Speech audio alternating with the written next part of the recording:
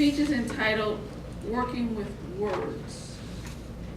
The objectives are to give you an understanding of the functions and use of the spoken word, to select precisely the right words to communicate your ideas clearly and vividly and appropriately, to avoid common mistakes in word use.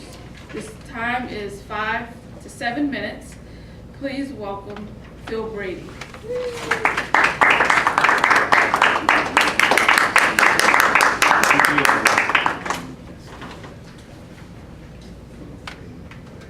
Fellow Toastmasters and guests, systems either evolve or they erode.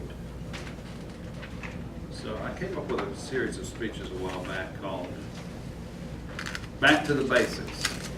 One of them is titled When You're the Tabletopics Master of the Day, which is what this speech is about. I wanted to go over some of the basic things that are necessary to be a good Tabletopics master. Sorry to spring this on you, Madalena, this morning. Tabletopics is one of the most important parts of our meeting. It comes after the prepared speeches, but before the evaluations. It gives us the opportunity to be extemporaneous and hone those skills, those extemporaneous skills. Our own David Calkins, who was here a few weeks ago, said he got his last job and he attributed it to being good at Tabletopics. He had won the state competition for Tabletopics. So it's very important to be able to learn to speak on your feet. You're walking down the hallway at work and there's a meeting room to the side. As you walk by, there's a number of people meeting there and they say, Phil, come in here and update us on that project that you're working on. Well, I didn't know I was supposed to prepare a speech for that, so I have to walk in there and cleverly, in a couple of minutes, come up with a speech, give an opening, a body, and conclusion to that speech. And Tabletopics helps you be able to do that. It also makes you learn that the next time they're meeting in that room, they go around the other way and not go by that meeting room. So I've broken this down into several parts. There's Preparation 1, Preparation 2, Presentation, and Closing, and that's what the Tabletopics Master is going to do. Preparation 1 is what happens before the meeting starts. It's when you look on the schedule and you see you're the Tabletopics Master and you need to come up with some questions. Now, whenever I'm the Tabletopics Master, I take a blank sheet of paper and I write down news, weather, sports, seasonal, and then if only I ... which inspires me to write open-ended questions where someone has to imagine something. And then I come up with a list of topics that may be around the 4th of July, if it was this time of year, or if it was the fall, what was your favorite fall memory? If it's on a holiday or near a holiday, I ask those kind of questions as well. So I'll come up with 6 to 8 questions usually for Tabletopics.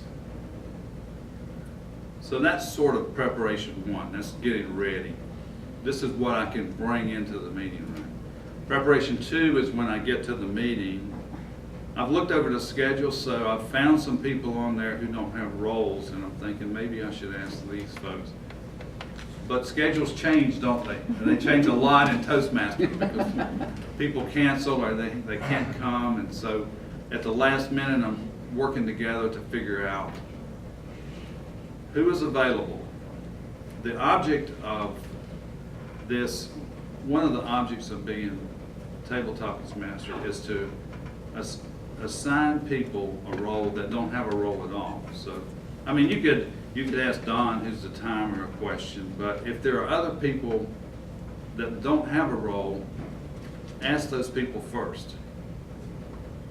What we try to achieve here is maximum participation in the meeting. So if you were to come on a regular basis to the meeting and then you don't have a role and nobody asks you a Tabletopics question, then while you know we enjoy your presence here, you would like to get the present of maybe a question every now and then.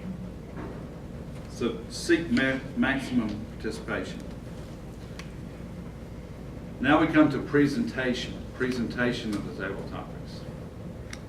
What I like to do is I like to cast the question out among everybody and then hook somebody at the last minute. I like everybody to be on the hook, so to speak. They don't know who I'm going to ask.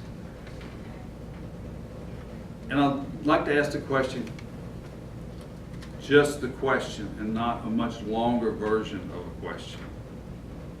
Dr. Phil often says, 90% of questions are statements in disguise. And I've noticed that, particularly at a town hall meeting when the congressman is up on stage. They'll talk for 5 minutes and eventually say, how do you feel about such and such? Yes or no? Well, he's never going to answer yes or no question. And so they boo him for the next 15 minutes.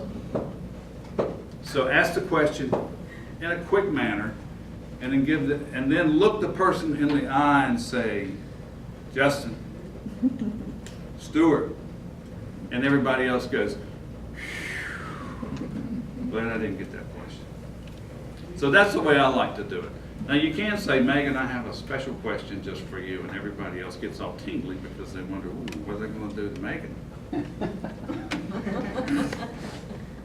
As they're answering the question, keep eye contact with them, nod. Try to avoid facial expressions or body language as if you disagree with the question, disagree with the answer, because you really want to encourage people. And then lead the applause once they're finished. So that's the presentation part. Closing is also very important. We've changed our closing time for table topics. 7:42 is the new cutoff time. That's when the hook comes out, grabs you, and pulls you off the stage.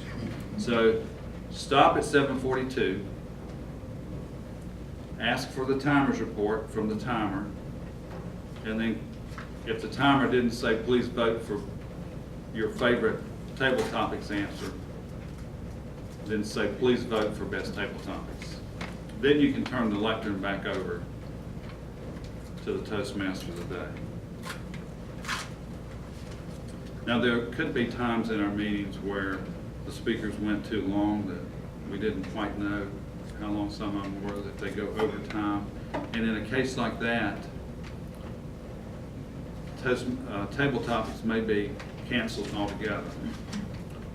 We appreciate the work you put into preparing for table topics, but please don't be disappointed. You'll get another opportunity in the future. Being called on for table topics is one of the most dreaded tasks, even for a seasoned Toastmaster. It's probably because it's the hardest to master. We don't improve by accident. We improve on purpose. So when you're called to be the table topics master, remember that in a sense you're leading a discussion designed to improve the audience. Madam Toastmaster.